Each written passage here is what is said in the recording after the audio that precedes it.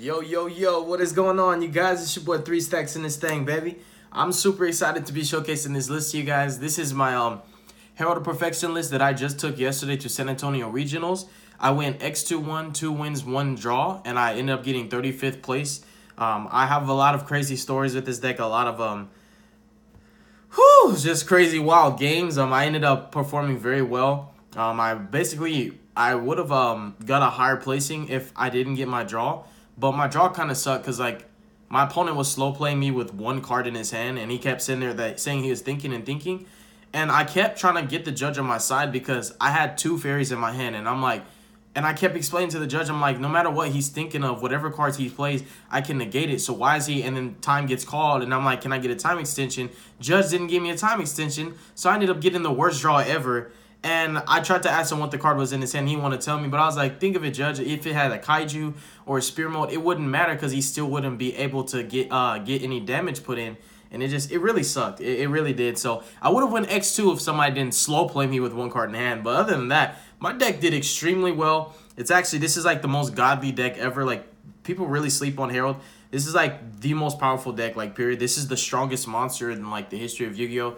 Like, legit, bro. Like, Herald Chrysia was like, I was doing Herald Chrysia all day, and I was just beating every deck. I had 4 people scoop on me, and it was all different rounds, where game 1, I opened the nuts, and they just scooped. They didn't even play into it. Like, I legit, like, it was the nuts, bro. Like, this deck is crazy. It's super consistent. It's extremely powerful. I have over 10 years of experience playing this deck, and this list is the 103rd build. So I have 102 different other builds beside this one, and the 103rd one I feel right now is currently the best one up to date as far as just playing competitive. So let's go ahead and hop into my list. So we'll start with the main deck. So we're gonna start off with triple Herald of Perfection. He is the heart and soul of the deck. He's the best monster in the game of Yu-Gi-Oh! There's nothing better than just sitting on Herald and Chrysia. Basically against all the meta decks. I didn't play any Drancos, thank God. That's like the only matchup where Herald Chrysia is irrelevant. But yeah, like, Herald Chrysia was just winning. Like, I was legitimately denying my opponent the right to play Yu-Gi-Oh! Period. They couldn't Kaiju, they couldn't Spear Mode me. It's just Herald Chrysia. They couldn't activate any card effects because I would negate all of them. It's just really strong. This card builds chain links on itself. He's actually insane. Like, I bodied, I 2-0'd Sky Strikers going second. I negated 2 Widow Anchors and Impermanence, and then another Widow Anchor that he chained. It was just crazy, bro. Like, just, it's insane. Like, this deck, it has a really, like, Sky Striker matchup, I felt was the easiest matchup for me. Sky Strikers is pretty free because Herald he doesn't care about anything that they're doing. And this card's really powerful against Thunder Dragons too, if you get to open up, because their deck's really fragile and they can't play through multiple negates, and this deck always sets up fortified negates. And the same thing goes with Trick Stars and you know, Alter Guys and stuff like that. It's just really difficult. Basically, if you don't have a Solemn Strike, you can't really do anything because the Chrysia prevents you from Kaijuing. So yeah, Herald is just insane, like, the nuts. Like, there's not a single game where I didn't open up with the way to summon him. Like, this deck is extremely consistent, and it puts an extreme emphasis to the point where it's not even an exaggeration. This deck is, like, literally more consistent than full power Necros before they ever got touched on the ban list. Then we have triple Princess Katana. Hiya! So basically, this card is part of the combo.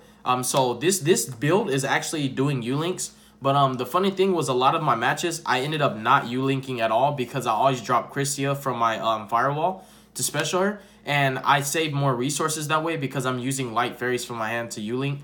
So the only time I would U-Link was when I had to resolve Benton to search out Venus so I can do my full combo. And if I had to search Venus, then obviously I couldn't get my Chrysia because you have to set up 4 fairies in grave in order for Chrysia to be live.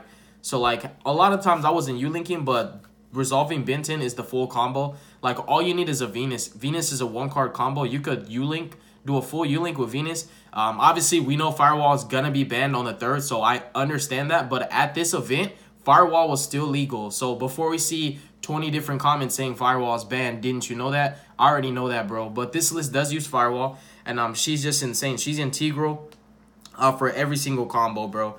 Like, legit, if you open up with the way to summon Herald, you've just basically won the duel. Because you're going to lock your opponent from special summoning, lock them from activating effects, and you're going to Gumblar them for 2. You're going to set up too much damage. So those are the blue cards. I maximize on 3 of each. In fact, this deck plays a lot of 3-ofs for combo pieces because it's basically opening the same way, and that's the epitome of consistent. It's doing the same opening every time.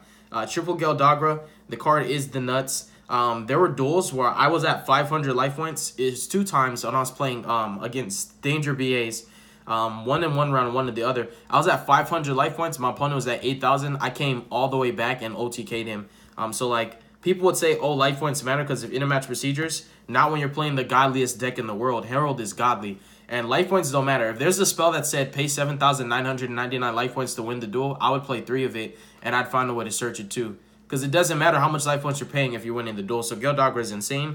The only time you side it out is when you're going second, because it's more susceptible to a Widow Anchor, Veilers, Impermanences, Solemn Strike, stuff like that.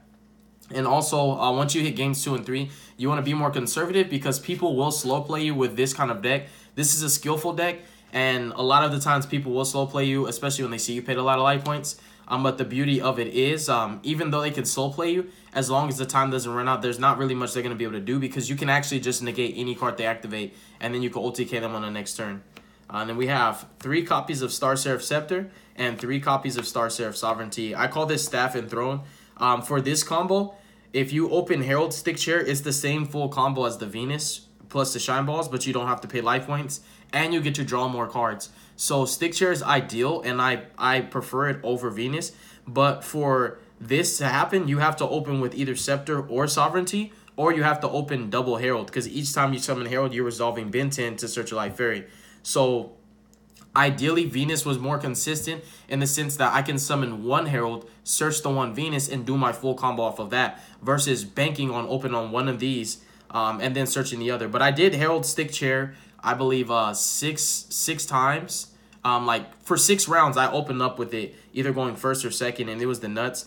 Like there's a combo I ended up drawing 3 off of. Drew 2 off of this, and then drew 2 more off of Observatory, and then drew 2 more off of Pot of Desires. After I resolved Summon Sorceress and Eva and got 2 more Light Fairies, I ended up having 11 cards in my hand, and I used Ritual Sanctuary, brought this guy back, and then searched for another one. Then I had 12 cards in hand, and I just overcommitted because I knew that at the end phase, I would have to discard till I had 6, so like I was just going in. It was just insane. Like, it was nuts. A lot of people were just like captivated watching me play this deck. This deck is really insane. So your normal summons are Geldagra and then Scepter, and also Venus. But the beautiful thing about this deck, because it is using Firewall, I know he's banned on the 3rd, but he was legal for this event. Like I said, I have to keep reiterating that. But the beauty of this deck and the full combo is that Firewall can get all of your other normal summons out of your hand. So ideally, Venus is like the 1-card combo where even if you open with Geldagra and Scepter, Venus will allow you to get your Firewall, and that will trigger to summon Scepter and Geldagra, and you can still get all your pluses. So with this deck, when you go full combo, and you get to resolve all your searchers for your monsters. Like 1 Venus will actually get, like, I think it is, what, 3, 4, 5, 6, 6 cards out of your deck, and that basically makes you clean just so you can Desires and draw better cards. And just like the full combo is just the 1 card, bro. So like Venus is actually insane. Some games, like, I banked on Venus to produce damage so I can OTK. Like going second, Herald plus Venus. And I use the Venus so that I can build up a juicy board. And then I Gumblard for the last 2 cards out of my opponent's hand and inflicted 3,000 damage to him. And then I was able to OTK because of Venus. If it was only Stick Chair, I couldn't OTK with Stick Chair. So I banked on her for a lot more than just the full combo for the U-board. She actually supplies a lot of pressure for me and damage output just for pure DPS. She can put out over 8,000 in increments, which is incredible. So it really didn't matter like how much life points you paid. Yeah, so Venus is insane. And then triple Shine Ball. I hate drawing these. And I picked up super rares at the event, and I ended up drawing 2 of them.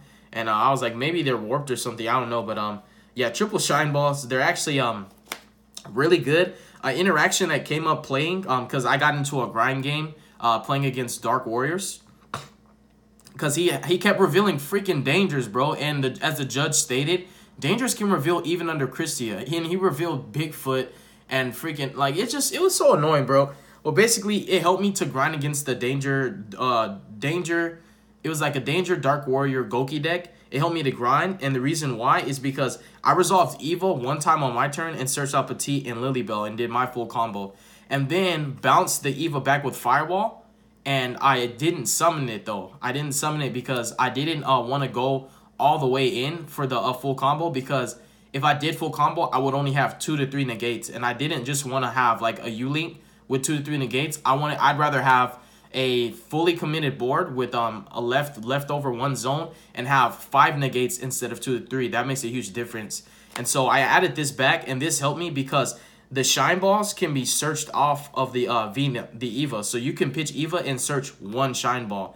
And even though it only searches one card can still become 2 negates. And this 1 card for me ended up becoming an extra 1 negate. But oftentimes, like when you still have these targets in your deck and you pitch Eva to negate, you get 2 extra negates. But this Eva helped me out resource my opponent because I was playing shine balls and I didn't resolve Venus. For that duel. I did full combo with stick chair, which is insane. So like the shine balls help a lot sometimes when you just keep them in your deck because they have interactions with Eva where you can out resource your opponent. Like I out resourced Sky Strikers, and he opened the nuts. He really did. Like he engaged 4 times. Like he engaged Hornet Drones, added it back, engaged again, and then he resolved engaged 4 times in the same turn, and he had triple Widow Anchor and Impermanence. And I played through all of that, and then I ended up having 7 cards in my hand after that, and I out-resourced him, and then I just killed him. And like having this in your main deck, it helps because it synergizes, like I was saying, with Eva. Eva was an MVP. Now for this list in particular, because this deck is more combo-centric, in comparison to a lot of my other Herald lists, they were very, very pro and reactive at the same time. So I was not trying to commit extremely overpowerful U-Link boards. I was just trying to summon Herald Christia, which is the very simple board, and it just wins games. But for this build, I wanted to make sure that I not only lock my opponent out for special summoning and activating card effects, but also that I have enough DPS so that I can kill my opponent in the next turn so that there will be no follow-ups for them. There will be no chance of them coming back off a top deck or anything like that. So that's why I'm playing this build, and that's the only reason why I'm playing Eva in this list in particular, because she's part of the full combo with your Summon Sorceress. What you do is you summon Eva off of Summon Sorceress, you link with her, and her effect resolves, and these are my targets. One of my spicy techs is Lilybell. She allows you to go, basically by resolving Venus, because I play Lilybell, I can go into Cerberus and Firewall Dragon off of 1 Venus, and then you turn the Cerberus into Nightmare, and then you extend your combo, and you just keep pushing. So yeah, when you resolve your first Eva, you search Lilybell and Petite Angel, and you special Lilybell, and you link with her and the Summon Sorceress and go into Firewall. And it's just insane. And Petite Angel really helps too, because there was one time my hand was pretty trash, and the only good cards were Venus and Pre-Prep. And because Venus resolved and got this, I triggered Firewall and special this guy from my hand and searched Benton. Then I used Pre-Prep, and I had all my Herald combo pieces. So Venus still searches out Herald combo pieces too. So it's really flexible. I like that everything has multi-purpose in the deck. It's really insane. It's the nuts. And then the God card of the deck is Christia. It got outed one time playing against 60-card Danger Dinosaur Lightsworns.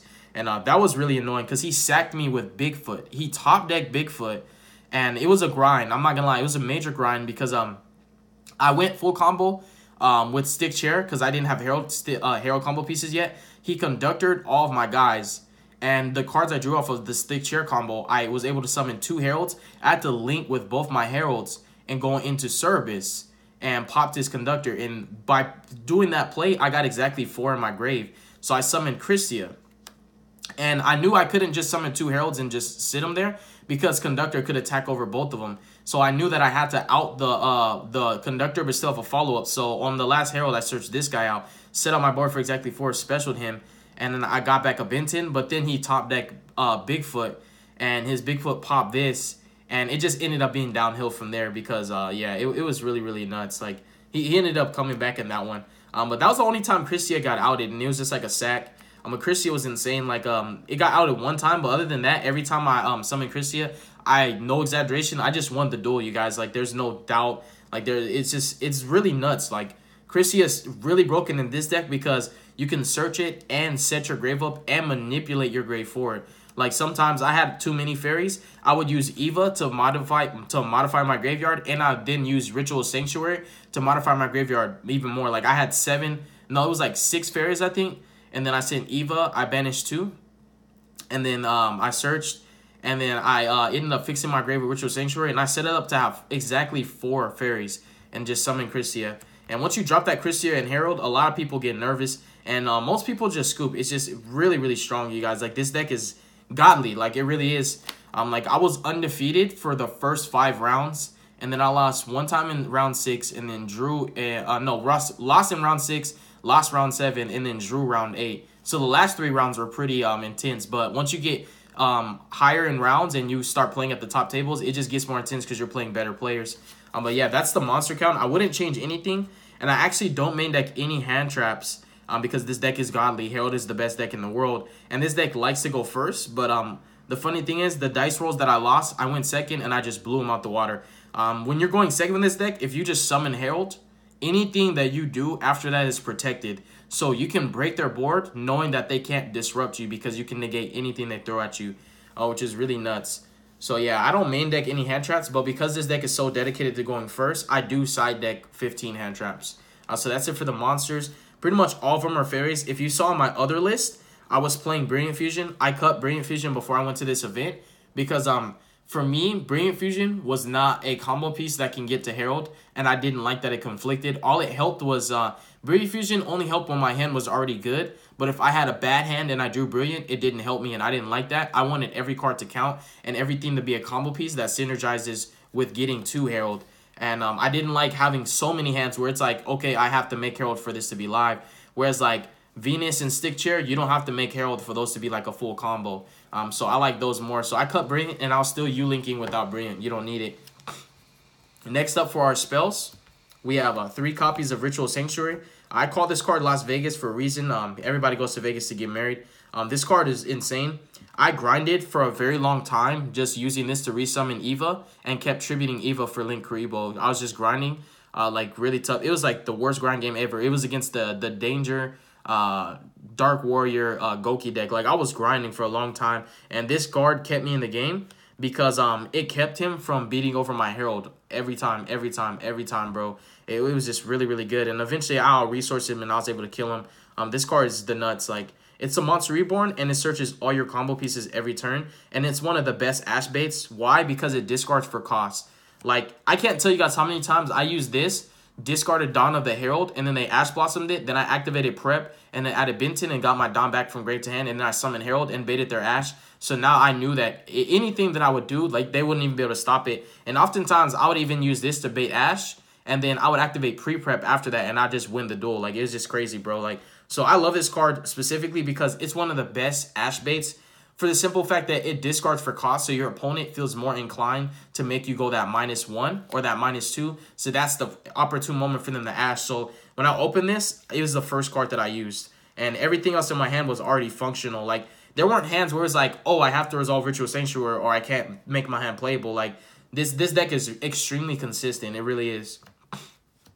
Next up, we have 3 pre-preparation of Rites, which is pretty much your juice and your berries. Pre-prep is the nuts. It's my favorite spell in the whole game of Yu-Gi-Oh! There's no spell I love more. And it's been really good to me.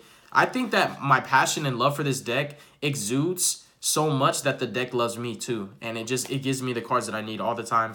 Like pre-prep was the nuts. I opened it, I think, almost every game except for the last one that I drew. It kind of hurt. Like I drew it, but I didn't draw it at the right time. But there was not a game that like I didn't draw into this card. It's really broken. It's a +1, you guys, and it gets you every combo piece that you need basically. And then 3 preps. This helped going second.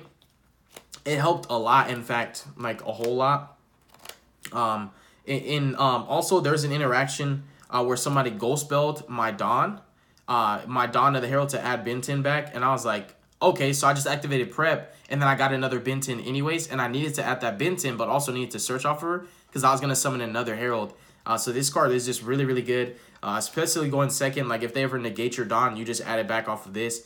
And it's not once per turn, and it's more flexible than pre-prep, but it's a +1 only when you set up for it. But it's still like nuts, you guys. It really is. And then next up, we have 3 extra Foolish Burial. So this spell card is insane as well. So like I was saying to you guys, life points really don't matter with this deck. In fact, life points to me are a resource. They're not something that keeps me alive. I use my life points as a resource to build my boards. And it worked out really well. I was very successful playing this way. As long as I could set up my full combo and I can get out Herald and Christia and Gumblar you a couple times, like or Gumblar for a couple cards, I didn't really care exactly what you had or what you were thinking you were going to do because I knew that I was going to win, and it happened every time. Like I would just win. Every time I went first, I won, bro. Like, I even played through Droll. Like, I opened the combo pieces to summon Herald of Perfection. I summoned Herald. I resolved Benton. He activated Droll. I didn't even negate it. I was like, I have plenty of fairies in my hand. Why would I negate the Droll and waste a negate when I can save all my negates for his card? So I just passed, and I negated all 5 of his other cards in hand. It was insane, bro. Yeah, like, just the nuts, and he scooped. So resources don't matter, and that's the point that I'm getting at, because you do pay half of your life points with this. You do pay life points with Venus, and you do pay life points with Gildagra. But all of them do the same thing. They win you the duel, so it doesn't matter. And if you're scared of a direct attack from Molaseek, I play Link Rebo, and I'm summoning Link Rebo every turn for just keeping that in hindsight that they could attack directly with Hayate or Molaseek. Like, Molaseek would play through Christia because it's a normal summon, but with Link Rebo, you can stop that. And they can't have permanence because you just negate it. And then I played triple Pot. Pot really saved my butt a lot. Like, it really helped. Oftentimes, I use this just like how I use Ritual Sanctuary just to bait Ash Blossoms. Like, this whole deck is actually Ash bait because there's so many search cards. So a lot of the times people didn't Ash the right card, and I always held my pre-prep. I would never play it first because I was trying to play cards like this and this and this and the Ritual Sanctuary and other cards like that just so I can bait the Ash so that I can resolve my pre-prep and I can just win. But Pot is insane. It actually helped me grinding when I was playing against the same deck, the BA Dangers. I ended up coming back off 500 life points. I broke his board. He had Beatrice and he had Snow. And he also, in his hand, he had a Ghost Ogre and an Effect Veiler. And I played through all of that, including the Snow, and I went Herald full combo. And then I ended up using Gumblar, and I made Gumblar because on summon, that's what it was. The other card in his hand was Phoenix Rhino Warrior. That's what it was. I remember because he tried to Veiler, then he chain Ogre. He Ogre, chain Veiler. I negated both of them. And then when I did my Gumblar, I ripped that last card out of his hand. It was Phoenix Rhino Warrior. And he was trying to send Barbar to burn me for game, but I negated the Phoenix Rhino Warrior because I knew that's what he's going to send. So the Gumblar burned him for 3k, and then I just OTK'd him because I specialed Christia off of Firewall, and he was already locked out. It was just insane. And the only reason why I was able to do that was because of Pot. Pot actually drew me enough fairies to where I can play through the Ogre and the Veiler and still negate the Phoenix Rhino Warrior because I had to negate all 3 of those cards. But also keep in mind, I also had to negate Beatrice's effect to special summon. So I had to have 4 negates for ammunition and then still follow up in Pot. Really, if I didn't have Pot that game, I don't think I would have had enough negates for everything that Burning Abyss player had.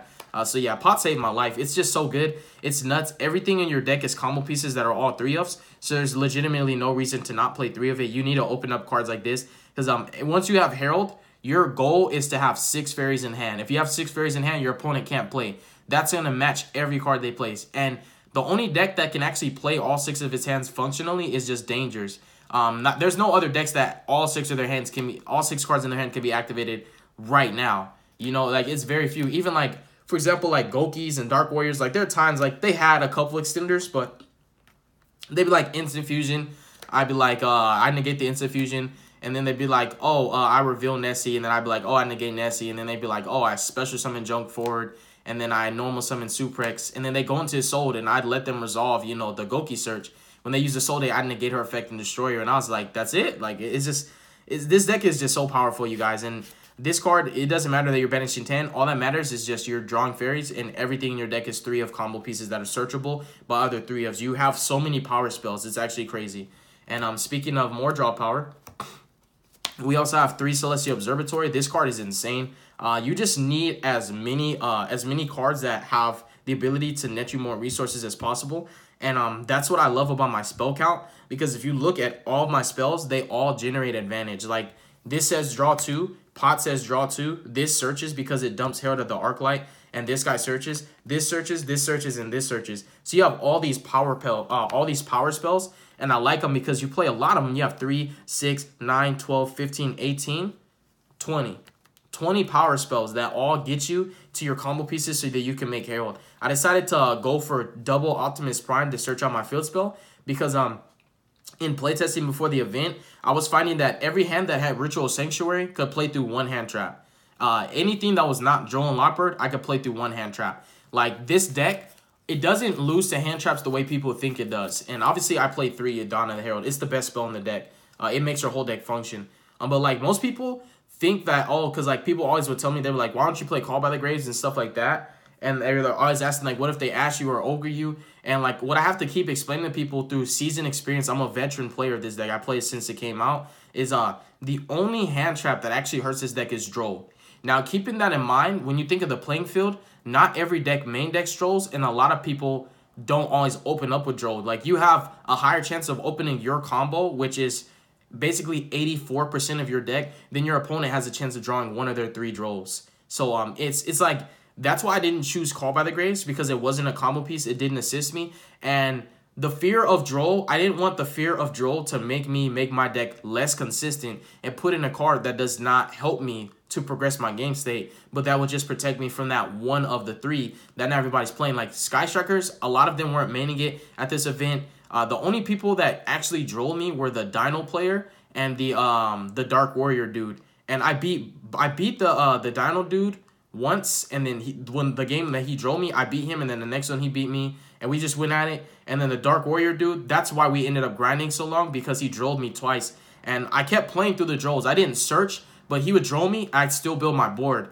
I just couldn't search anymore off of Benton, so the fairies that I had in my hand, I had to use them to the best of my ability and manage my resources. But it's nuts. So like this deck, it basically, if you don't have Droll, you're gonna lose. Like if I go first and you don't have Droll, you lose. Because I played through Ogre, Valor, Ash, and Permanence. Heck, I played through Gamma. Bro, I played through every hand trap. But when it comes to Droll, your hand already has to have Herald, Benton, and Donna the Herald in it. And if it doesn't have that and they Droll you, you're probably going to lose, because Herald is your defense to protect you from some of the crazy decks out there.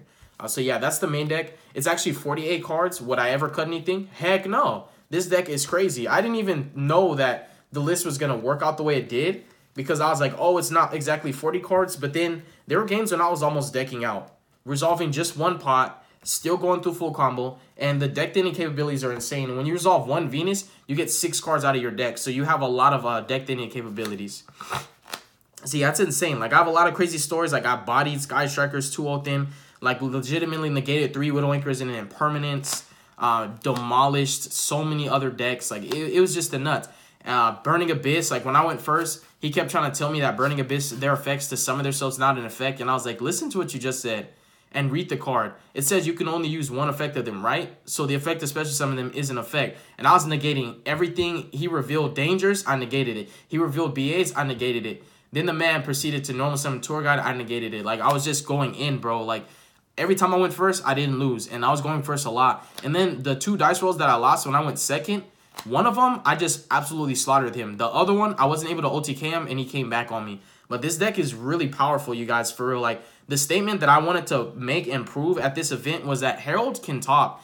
And Herald is the most broken deck of the format, in my opinion. And the people that doubt me, bro, I got, what was it, 9th place in full power Zodiac format at Houston Regionals. I got 13th place at Fort Worth Regionals in Zodiac format. And then in the format where it was like Dracos and Pendulum Magicians and like Spirals, like those are the 3 decks that are pretty dominant. I topped with Heralds again, and I'm talking about YCSs and Regionals, bro. Like, I've topped plenty with this deck, so I don't know why people think it's not good. But if you watch my channel, you should know this is the best deck in my opinion. So let's go ahead and hop into the extra deck. We have 3 Herald of the Arclight. You absolutely need 3 of this. And the beauty of this, because it's a fairy, it actually loads your grave for Christia and sets you up for Eva, which is really nice. Like, it helps out a lot. So, like, Gale Dogra and Venus and stuff like this really help you to set up for your Eva and your Christia, because Eva needs at least 2 fairies in grave, and Christia needs 4. So, like, just the fact that this is a fairy and it's a light one, it's even more, it has more synergy. And, like, you can't knock that, you know, this is, like, Herald's baby brother. You got all the Heralds, you know. It's legit.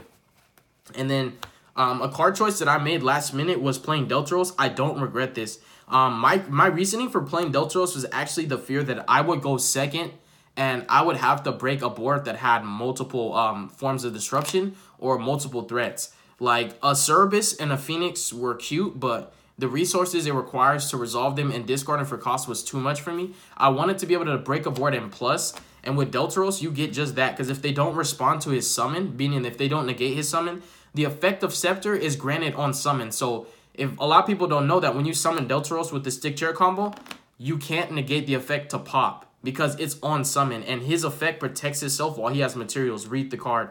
So I ended up just breaking boards with him, drawing multiple. Heck, one time I stick chaired into another stick. I popped 2 and then drew 2. It was just insane. This helped me to out-resource Sky Strikers. It helped me out-resource Dark Warriors. It helped me to out-resource the Thunder Dragons, which was pretty tough.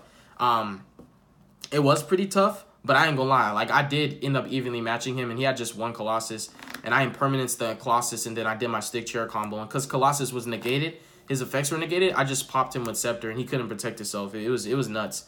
But yeah, like, I will never regret playing the Deltros. It really helps out a lot. It supplies a lot of pressure, and a lot of people don't know, while he's on the field, he protects all your summons. So your opponent can't activate anything on summon whenever you link summon or ritual summon for your Herald. So he just makes you not have to waste more negates with Herald than you need to. And the same with Christia. Like, with Christia, I found that there's a lot less cards that I would have to negate because my opponent couldn't special. So that's it for the non-links. And then we have the GOAT Firewall on January the 3rd, or December the 3rd, RIP.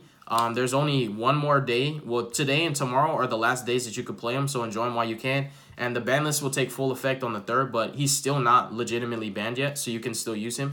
1 Gumblar. Gumblar was the nuts. It was only for niche interactions, but there were like 2 games, one specifically where I used his effect to rip a card and then burn for 3,000, and that helped me a lot. And I even won in main phase 1 because of this, because like time got called, and I was able to Gumblar for the last 2, and the burn for 3,000 won me the game. So I would never cut the card. He's really nuts. And with Firewall being banned, if I was to play this list, Gumblar would be the new way, like, for me to like abuse my Venuses and Shine Balls and stuff.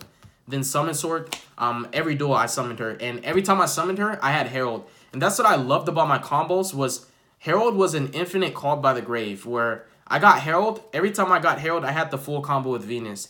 And just by normaling Venus, I was going to win. They would, like, somebody tried to chain Valor and Impermanence on Venus. I negated both of them. Then when I summoned Summon Sorceress, he tried to Ghost Ogre her. I negated that. He just picked his cards up and scooped.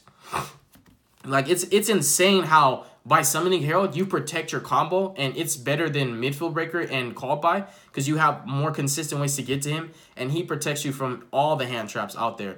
Like, all of them. Gamma, Ash, all of them, you name it. Everything that's not Droll, he'll stop it. So yeah, Summon Sorc was just the nuts. One time, I even summoned Christia, just so I can bounce Christia back with Firewall, and then special Christia from my hand with Firewall. Like, I use Summon Sorceress in so many weird ways. It was just intense. And then we have Double Service. Really helped out a lot. Service put in a lot of work for me, especially in that Dino matchup. It saved my life a lot, and it helped me going second, because I did open pretty nice with Stick Chair, and I had Eva in my hand. So when I did Stick Chair and I linked into this, I pitched Eva. I got her effect, and I got to search. And I did basically like a miniature combo, and I did like over 4,000 damage, and then Summon Herald after that. It was just nuts. So Service really helped. It put in a lot of work. And the one Phoenix, Phoenix was just to actually be the protection, because a lot of times I work from this side of the board, but if you're going from this side of the board, I would still summon Service here. So no matter what, when I did my Firewall combo, I'll always summon Service first, because he offers protection to the Coling Firewall. And also, like, I felt that having multiple Service was better than having multiple Phoenix, because Service was more flexible for me. And also, it didn't really come up where Phoenix I needed to, like, pop a back row, because, like, I didn't have a fear of Solemn Strikes, and Solemn Strike is the only back row that could hurt this deck. Like, Artifact Sanctums didn't even kill me. I would just go Herald Christia. Like, it's just insane. And then we have Binary Sorceress. Binary was better than Proxy for this list, because a lot of times I was paying life points, and I liked that Binary gave me the option to gain my life points back. You can do the boost, the second effect, and also the when you battle, whatever battle damage you inflict, you gain that much in life points, and I like that. Binary helped me to grind, because obviously I do Shine Balls, I do, you know, Gale Dogra and extra Foolish Burial. So for a lot of my power plays, I pay life points, and I like that I had an option to gain life points back. So I felt that Binary was the correct card to play over Proxy. I didn't need the protection for Proxy. Herald is the ultimate protection. Underclock, OTK'd people with this. I gamed a Cyber Dragon player, which is actually one of my homies. I gamed him with Underclock. I ended up impermanencing his Mega Fleet and made it 0, and then used Underclock to target the Seeger to reduce his attack, and he did not want to use the Seeger's effect, because I was going to negate it. So I ended up gaming him, and I got the reduction of that, and then I was able to swing in for, like, I don't know how much damage, but it was a lot. So, like, Underclock did win me a couple games. And then Link Karibo, it's staple. You got to play it because you pay some life points, like a tad bit. And sometimes you're in that state where if they attack one of your monsters, you lose. So Link Rebo and Herald, make sure that they can't negate Link Rebo, and Link Rebo will negate the attack, which helps. And when you have Christia, they only get one normal summon. And if it's Dracos, they can tribute one. They have to open a trap plus a monster. And if they tribute that and then pop, then they probably could get you. But they have to open literally specifically like a trap and a monster. And I didn't play any Dracos, thank God. And then one Mermaid and one Link Spider.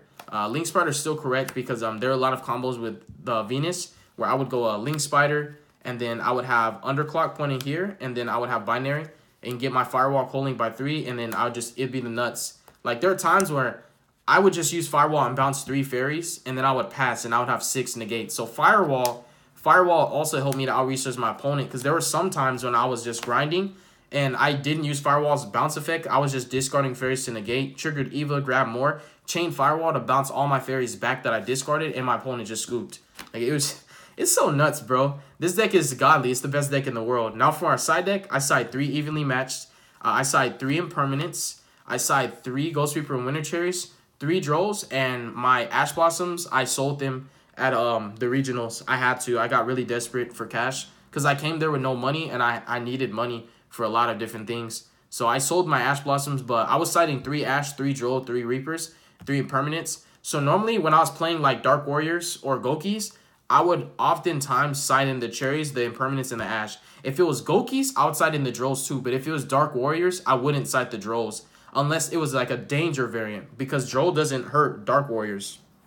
But this really helped against Sky Strikers, simplify the game state.